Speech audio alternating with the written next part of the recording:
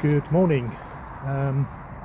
Just out on a walk, and I've just been thinking how I've had lots of conversations with people over the last couple of weeks with this Make the Call challenge campaign, and some of the people I've been talking to are really struggling with the Make the Call bit, especially men, strange enough. And they say things like, I don't know what to say. You know, if I call somebody, I don't know what to say, or what, you know, what if they actually are suicidal? Well, I'll make it worse. And so they're really struggling with, you know, how to make that call. And if that's you, that's okay. I just want to say you're not alone. You know, I've spoken to many guys, and they're saying the same thing. And the fact is, this is uncomfortable. You know, it is difficult. It can be a difficult conversation. I understand that. But actually, it's completely normal to feel this way. Okay?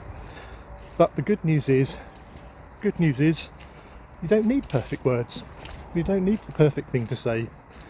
And the really important thing is, we don't need to fix anything. We're not there to fix them. We're not the professionals. And it's much simpler than we think to have these conversations, to have these calls with people.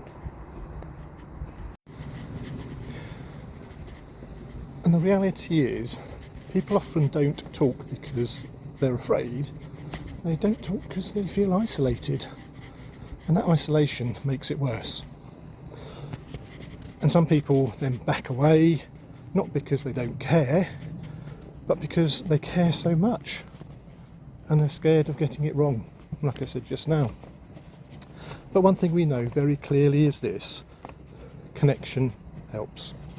Making that connection helps. Just that connection helps. And avoidance doesn't. So, let me start by taking that pressure off you right now. As most people think I need to fix this. But that's not our role. We're not the professionals, as I said. In fact, in the Healthy Conversations course training that we do, it clearly says we do not need to fix people. We're not there to fix people. Instead, our role is simple, is to be there, listen, and help them explore what's going on. Because here's what the evidence shows out there: when people are supported to talk by listening, when people talk things through, they often come up with their own solutions. Simple as that. So that takes the pressure off you to fix them. And if you can take nothing else away, remember this: it's about creating that moment with somebody. It's about finding a safe place to sit and talk with them, or walk and talk with them. It's about reducing the distractions while you're talking to them. And it's about giving them your attention, giving them your time. You know, just saying something as simple as, you know, do you fancy a quick chat? You know, let's go and have a chat somewhere. Let's go and grab a coffee. Simple things like that. That's enough.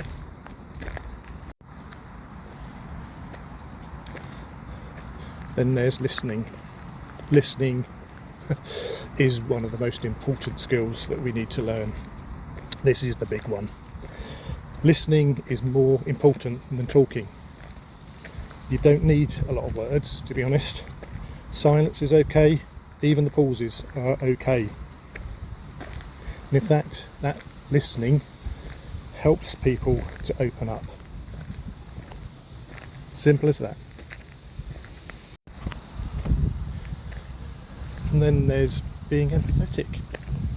We're not meant to be perfect. We're not there to be perfect. We just need to be empathetic. We don't need to understand everything that people are going through. Just saying things like, that sounds really tough, what you're going through. Or, I can't really understand what you're saying, but I will try and listen. No judgment, no criticism, just your presence. And then just asking simple, open questions. There's a powerful technique out there about opening those simple questions, open questions. So questions where yes and no are not the answers. So it's asking things like how, what, where, when. But even simpler, there's a thing called TED, which is basically tell me, explain to me, describe to me. For example, what's been going on for you? What's been happening recently? Or tell me more about that. Simple, open questions, because these keep the conversation going. And be patient. We don't need to have all the answers in that conversation. You don't even need to understand everything that's going on and what they're talking about. You just need to show that you're trying to listen, you're trying to hear them, you're there for them. Basically let them set the pace. Don't try and push them forward.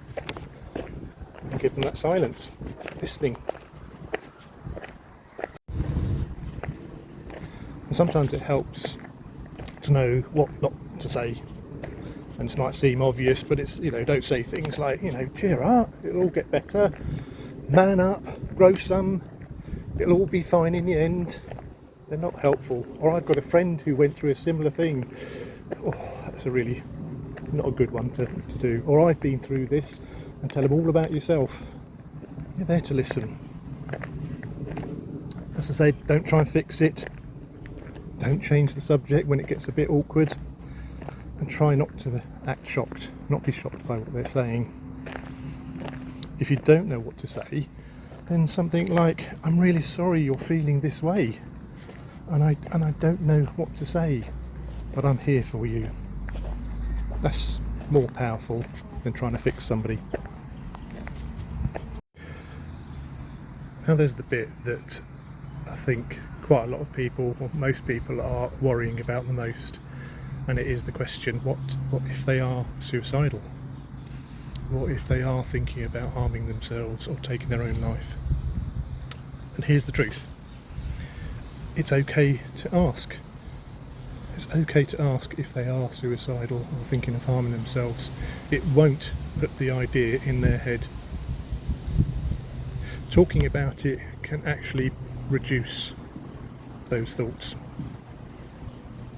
So if you are worried that somebody is thinking about that, asking directly is really important, and saying, are you thinking about taking your own life?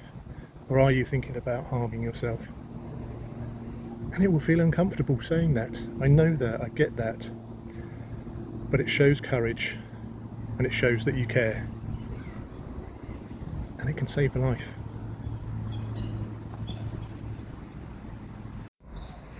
So I'm bringing this to a close now. So if you don't remember anything from what I've just said, please remember this. You don't need perfect words. You really don't need perfect words. It's just being there. You're not there to fix it, and listening is enough. Just being there and being someone to listen. And sometimes just that one conversation can make a big difference. So if this has helped in any way, I hope it has. And if you'd like to feel more confident in having these kind of conversations with people, then we run 2 practical down-to-earth courses on this subject. There's one called Healthy Conversations course, and in that we learn how to have real conversations with people, how to build trust with them, and how to support somebody without that pressure. And then we have our suicide awareness and prevention course, and it's about recognising the signs, asking questions confidently, and knowing what to do in a crisis. And these are not about turning you into a professional. They're about giving you the confidence and the care to connect with somebody. And we also do a mental health awareness course, and we also do a managing anxiety and stress and emotions course. So if you fancy that, give us a call. Because the truth is, as I said just now, you don't need to be an expert, you just need to be a human. And that's what counts. As I said at the beginning, most people avoid difficult conversations, not because they don't care, it's because they do care. They just don't want to make it worse. But not having the conversation actually probably will. They avoid them because they're scared of getting it wrong. And the truth is, we don't need perfect words, we just need to be there and listen. Thank you for your time. Get in contact if you want to chat more. Thank you. Bye. Look where I am. Beautiful place.